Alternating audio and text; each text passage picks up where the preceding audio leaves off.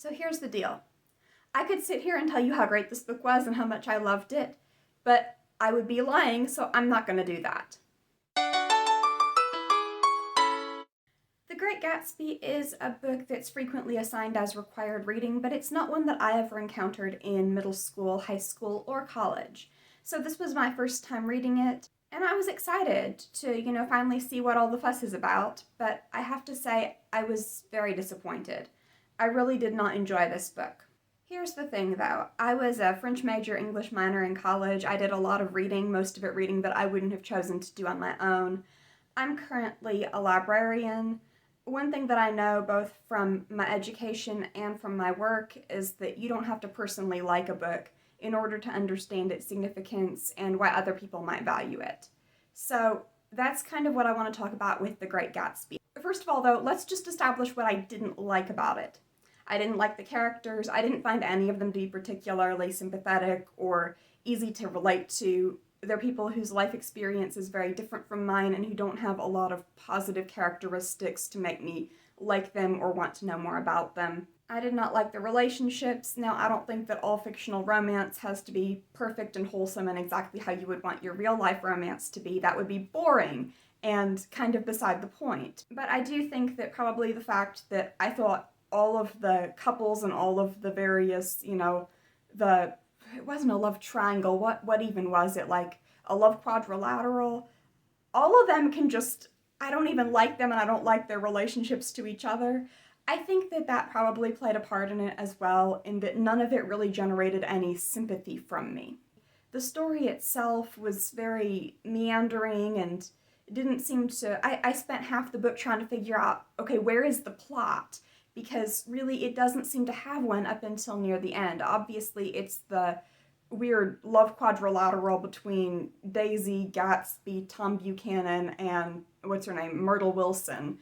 It's that, and where it eventually leads, and all of that. But yeah, it just there were a lot of reasons why this just was not my cup of tea. But that's not what I want to focus on. Now that I've gotten all of that out of the way, let me tell you why I think you're made to read it in high school English classes. So I think all of the things that I've been talking about that I didn't like are actually probably viewed from a different perspective, some of the reasons that it's often assigned by English teachers. So for instance, I said that none of the characters are really likable, that none of the relationships are ones that you really can root for, and that I just did not feel any sympathy for the characters in what they were experiencing. And while that is absolutely true, I think that also kind of that's the point. I don't know if you're not meant to sympathize with them, but I think you're meant to understand that they're not good people. And see, that's the strange thing, because I have no problem with reading about and enjoying and even sympathizing with characters that are not good people. I do it all the time. In fact, I would generally say that I prefer kind of anti-hero, morally gray characters over ones that are totally above reproach. These guys, though... Anyway, I think that you're meant to understand that they're not good people, and I think that they're the sort of people who you look at them from the outside and you look at their lifestyles and you think it's all perfect, it's all, just a dream, but you just look a little bit beneath the surface and it's all rotten and messed up and wrong and fake, very fake and superficial. And so I think that that's probably a big part of the point, is just how surface level and superficial this lavish rich people lifestyle is, and that it's not really, and that they're not really as perfect as you might think at first sight. It's kind of, I've heard it said that The Great Gatsby is a critique of the American dream, and I think that that's a reasonable interpretation, because Gatsby is someone who starts off from a low position in society. He doesn't really have much. He's not wealthy. He's not well known. He becomes successful and wealthy, and he's throwing these lavish parties, and he's showing off his new lifestyle and everything. And I mean, that's kind of the American dream in a nutshell, that anybody who comes from any kind of background can achieve whatever they want in life, right? But it's hollow.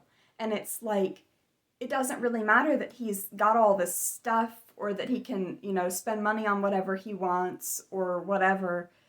because he's still just chasing that dream of, him and Daisy back when they were younger. So all of those factors, the complexity of the characters, the kind of critique of society and what was considered glamorous or idealized, and then pulling it apart to show just how meaningless it all is. I think that that is probably why this book is considered to be a classic and why it is so highly respected by so many people. And I get that. And I can respect it. And I'm glad that I have read it because now I understand what it's about and I have some idea of why it's viewed the way that it is.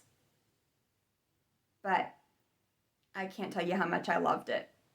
I can't tell you how many times I'm going to reread it because I'm probably not going to. I can't say that it was an enjoyable experience for me reading it because I really didn't enjoy it. And just to be clear, I read classic literature for fun. I have read Shakespeare, Charles Dickens, Les Miserables, all of Jane Austen's novels, Dracula, Sherlock Holmes. I have read so many classics. Nobody made me, just because I wanted to see what they were about. And I have enjoyed reading most of those books. This one, though, it just didn't click for me. It didn't work for me. It wasn't my cup of tea.